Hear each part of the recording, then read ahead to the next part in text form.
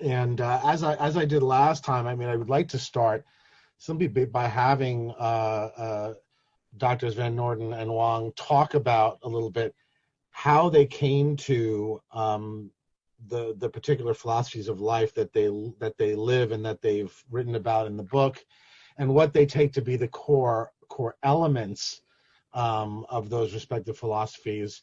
So why don't we start with Dr. Van Norden, and then we'll go over to Dr. Wang.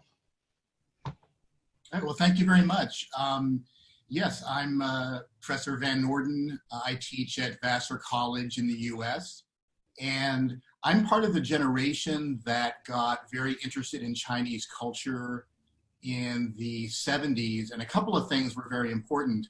The US renormalized relations with the People's Republic of China, so everybody was very excited. I remember as a child watching Nixon shaking Mao's hand and visiting the Great Wall. So people knew that this was a new stage in China-American relations. And also, to be really honest, the Bruce Lee film, Enter the Dragon, was an international success. And everybody was just really excited about Chinese martial arts. Ironically, I later studied Brazilian Jiu-Jitsu, which is neither Chinese nor purely Japanese either. But anyway, these things got me interested in Chinese culture. And I'm from a charming but very small town in western Pennsylvania named Latrobe, which at its peak, when I was population, was about 15,000 people. And I once checked the demographics on it. Latrobe is literally about 99% white and about 99% Christian. So you couldn't get much farther away from China or multicultural philosophy where I started. But I got interested in China because of things like Bruce Lee's film and the reopening of China to the West under Mao, and then later, especially under Deng Xiaoping. So I decided to learn a little bit about China. So when I went to college, I studied some Western philosophy, and I wanted to study Chinese philosophy, but I found it was almost impossible to study Chinese philosophy in Western colleges and universities. So I was a little bit self-taught, but I also did learn the Chinese language. And I guess I was a little naive, or sometimes I'm told that I'm oppositional defiant, meaning when people tell me to do things, I tend to do the opposite. So I asked some of my teachers whether, how could I learn about Chinese philosophy? And I was told that there is no such thing as Chinese philosophy. So I decided to go to graduate school in Chinese philosophy to prove them wrong. And when I went, I really didn't know that much about Chinese philosophy because, as I say, it was almost impossible to study it. But I went to Stanford, and at that time, there were several people there working in Chinese philosophy, including the late David Nivison.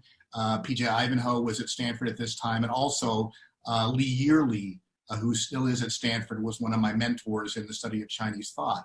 So I got interested in Chinese philosophy. I finally learned about it, and once I learned about it, I was blown away.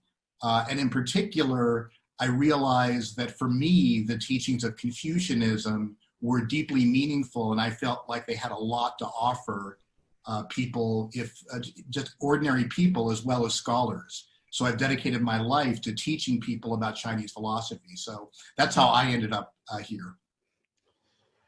Obviously, these are tremendously complex, long-standing traditions, but maybe just pull out a few elements that you think are particularly salient and worth attending to. Dr. Van Norden first. Sure. Well, one way to think about Confucianism, and you can actually use this same way of thinking for other systems as well, is to think of it in terms of 4 elements. So first, what is the way of life recommended by this worldview? Second, what virtues, what traits of character do you need to have in order to live that way of life? Third, how do you cultivate those virtues so that you can live that way of life? And fourth, what does human nature have to be like so that you can cultivate those virtues so that you can live that way of life? So on those 4 things, Confucianism offers a very distinctive account of what it is to live well, which is that living well is being a member of a community, and in particular, having relationships to friends and family members and members of your immediate community that have a special weight to you, a special importance in your life. So Confucians think that, in the words of one famous Confucian, within the four C's, all people are brothers and sisters. So there is a kind of universal element to Confucianism, but Confucianism is perhaps unique among major world philosophies in really emphasizing the importance of the family, of your spouse, of your romantic partner, of your children, of your parents, and how the relationships you have with these individuals define who you are, but also, give meaning to your life. And Confucians have had a lot of different views on the four topics I mentioned, although they tend to agree that a good life is a life that's rich in personal commitments and rich in relationships with other human beings in society. But they've had different views about the other topics, but a very common view, one that became orthodox, was that for Confucians, the key virtues are benevolence, which is having compassion for the suffering of others and acting on that compassion; righteousness or integrity, which is doing what is appropriate for you, especially in the face of temptations, and being ashamed to do what is wrong, even when there are strong temptations to do what is wrong; wisdom, which is knowing the best means to achieve your ends, your goals, and also being a good judge of the character of others; and finally, ritual or propriety, which is being skillful in following social conventions and rituals. And rituals cover everything from things like marriage ceremonies to funerals, but also greeting guests and just basic matters of social etiquette. And so these four virtues, benevolence, righteousness or integrity, wisdom, and propriety or ritual propriety, are the four key Confucian virtues. And then gradually Confucians have kind of come together on the view that human nature is good. And what they mean by saying that human nature is good is not that everybody is already good, but that humans have an active potential to become good, active tendencies toward compassion for the suffering of others, an active tendency to be ashamed at doing things that get you short-term benefits at the expense of giving up your integrity, that these things are innate to human nature, and that that's the basis on which we can cultivate virtues. Because it's hard to understand how you could cultivate a virtue like benevolence if it weren't there at least incipiently within your nature so that you could cultivate it.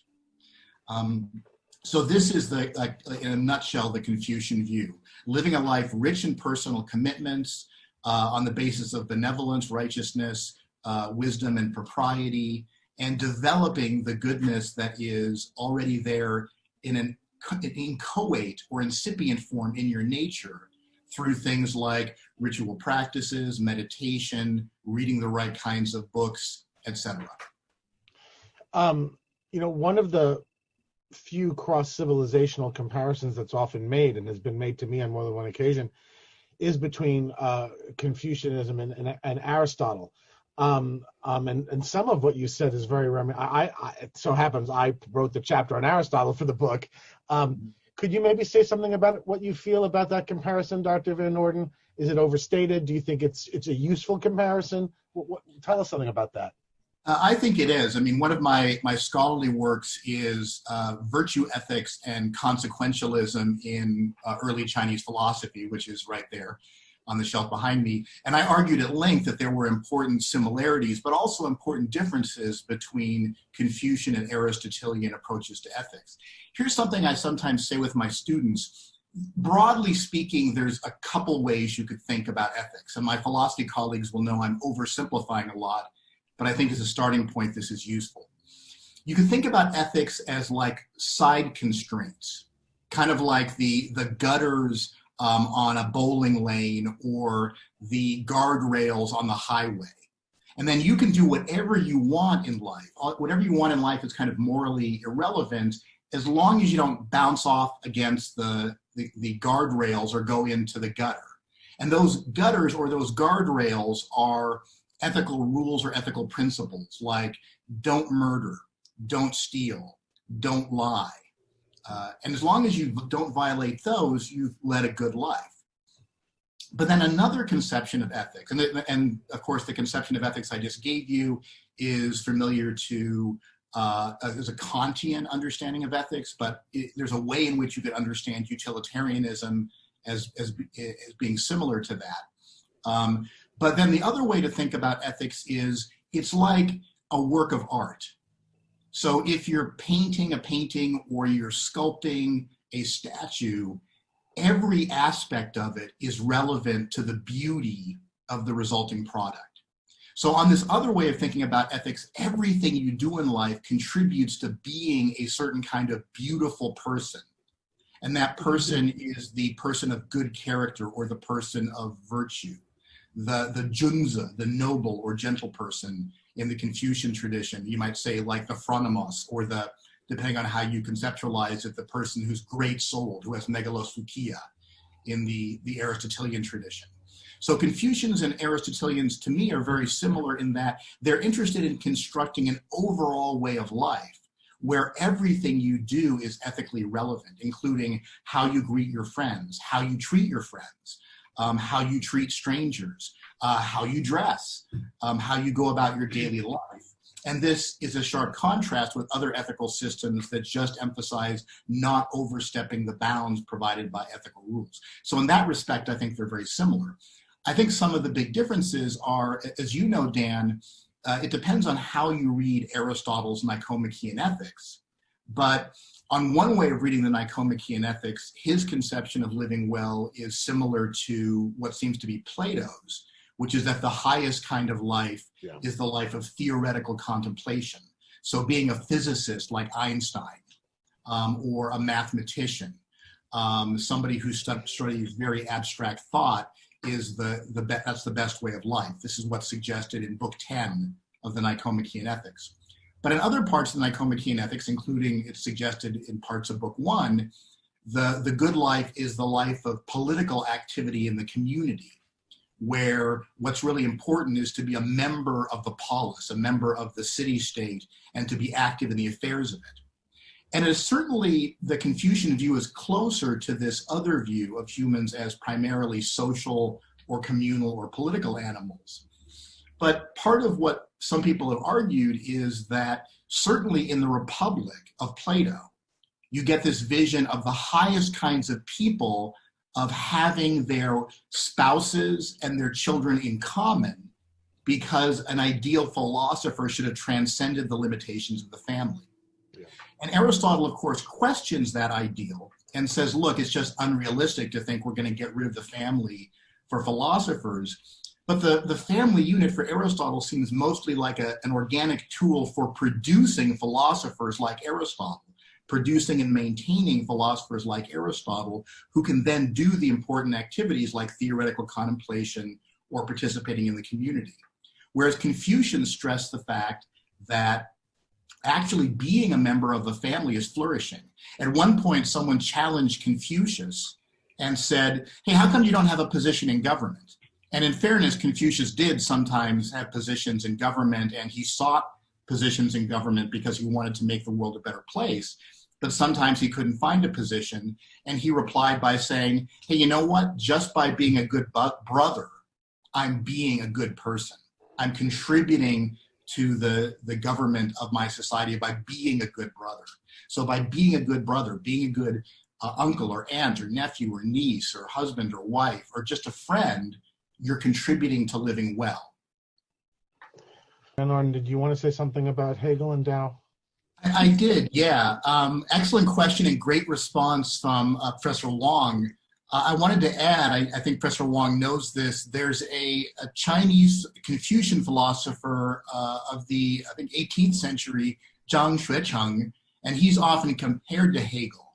And I consider myself kind of a Hegelian as well, and Hegel's major contribution to philosophy is to argue that morality and rationality need to be historicized, so that what it is rational to believe and what is moral depends on the historical era that you're in. And we got a similar view from this a very interesting but understudied Chinese Confucian philosopher, Zhang Xuecheng. And Zhang Xuecheng famously said, there are too many people who are trying to do what Confucius did instead of trying to do what Confucius would do if he were in our historical situation.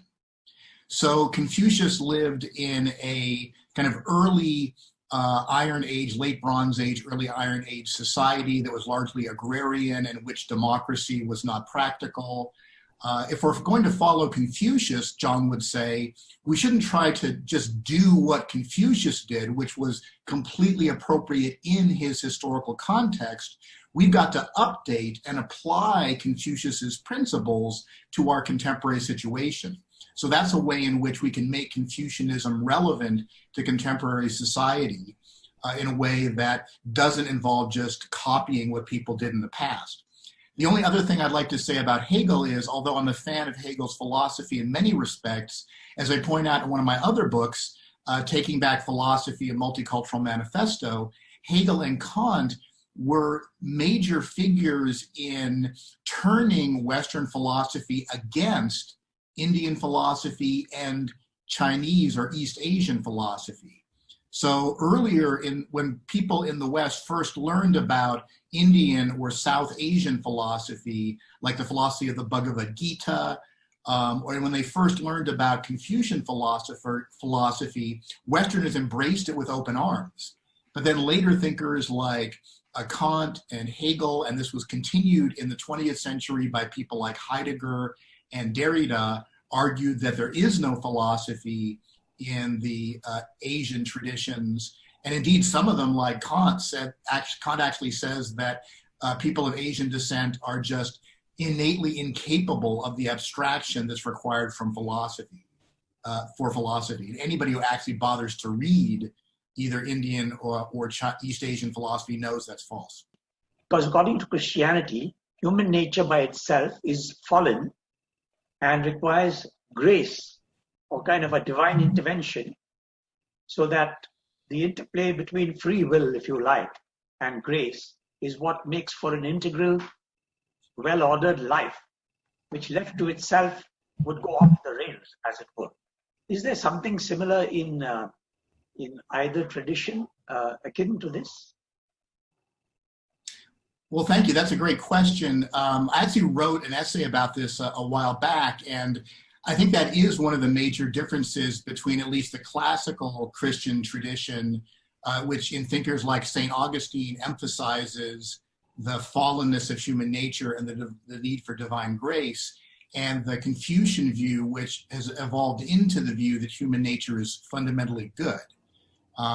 So I think that is a big difference. In a way, I like the optimism of the Confucian view, the belief that we are fundamentally good, or we're good in the sense that we have a potential which we can actualize through our own exercise and the help of others, as opposed to the pessimism of the view of original sin. However, Augustine was also insightful in pointing out that sometimes humans do wrong just for the sake of doing wrong, even if it doesn't benefit them. And so you look at things like the Holocaust, just orgies of evil and wrongdoing that just seem inexplicable, even in terms of narrow self-interest. That's an insight that Augustine had about human nature, and those kinds of really radical sorts of human evil are hard for Confucians to explain, given the view that human nature is good. So I was wondering about the role of reason in Chinese philosophy, and this is directed to both Dr. Wang and Dr. Van Norden. It strikes me that in Western virtue ethics, like Stoicism, for example, reason is a huge part in, for example, distinguishing between what is up to you and what isn't, and all that.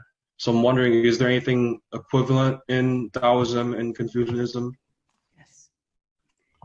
Why don't we just keep the order we were in? So why don't you go first, Dr. Van Norden, and then I'll ask Dr. Wang to answer also. Yeah, I think that sometimes people have and I'm not saying you do, but I think what I found is with students, sometimes people have like this very negative view of reason, and they think like, reason is something kind of insidious, or they think that reason is great, but they think it's only a property of Western philosophy. But if reason means thinking constructively and consistently about ethical problems, then of course reason plays a role in Confucian philosophy as much as it does in Aristotelian philosophy. Confucians don't identify reason as a faculty the way that arguably you find in Plato or Aristotle. But we find the Confucian thinkers argue rationally. They give arguments in favor of their views. They respond to counter arguments. They expect a virtuous person to be able to defend what they're saying and be able to justify it. The analects, which is the sayings of Confucius and his immediate disciples, is basically people asking Confucius a bunch of questions and him trying to respond intelligently to them. The Mengzi, which is one of the classics of the Confucian tradition, includes long dialogues and debates where Mengzi, this later follower of Confucius, defends rationally his views against competitors. So although Confucians don't identify reason as a distinct faculty, they clearly are capable of arguing rationally, presenting reasons, and they expect a wise person to be able to exercise practical reason. Hi, my question is for Dr. Van Norden. So growing up Chinese American, I have developed a strong antipathy towards Confucianism because every time my parents bring him up, it's always some passage about listening to your elders and obedience to authority. So my question is, do you think that this has been overblown, or is this in fact perhaps the central tenet of Confucianism? That's a great question, and I completely sympathize with your frustration. Let me go out on a limb a little bit here and say something a little controversial, and say I've Christian friends who will gladly say that they're Christians, and they'll say the best argument against Christianity is many contemporary Christians. Because there are a lot of people who identify as Christians and don't actually put into practice the teachings of love and compassion of Jesus, and instead use being a Christian as an excuse for being self-righteous or condemning others. So likewise, in fairness, there are a lot of people who just use Confucianism as a cultural bludgeon, to tell people what to do, but that's not what the true teachings of it are about. And so a lot of what's exciting for me about teaching traditional systems of thought is making people aware of how these traditions are a lot more complicated than they let on. So Confucius specifically says that you have an obligation to argue with your parents if you think they're wrong. And he also says, how could you be loyal to somebody if you don't criticize them? And then within the Confucian tradition, Mengzi, again, somebody I've translated, a great Confucian philosopher, he talks about Sage King Shun, who had a really dysfunctional family with very evil parents and an evil brother. And Mengzi said sometimes Shun had to disobey his parents or not obey the rituals in following his parents because what they were asking him to do was wrong. So there's actually a lot more complexity in the Confucian view about how you should relate to authority figures. It's not just about obedience, but then people will take the sayings about obedience out of context or not look at the other passages, which give you a more complex view. So I'm very sorry you had that growing up. And, again, I would say what a lot of my Christian friends would say about some Christians, which is that they're the best argument against Christianity. And this is coming from Christians who want to see people live up to the true teachings of Christianity.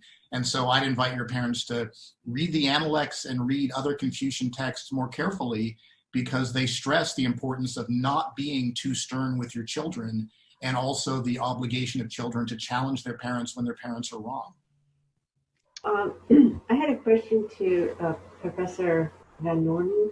I think he mentioned something about the incipient in nature of certain character traits or whatever you call it.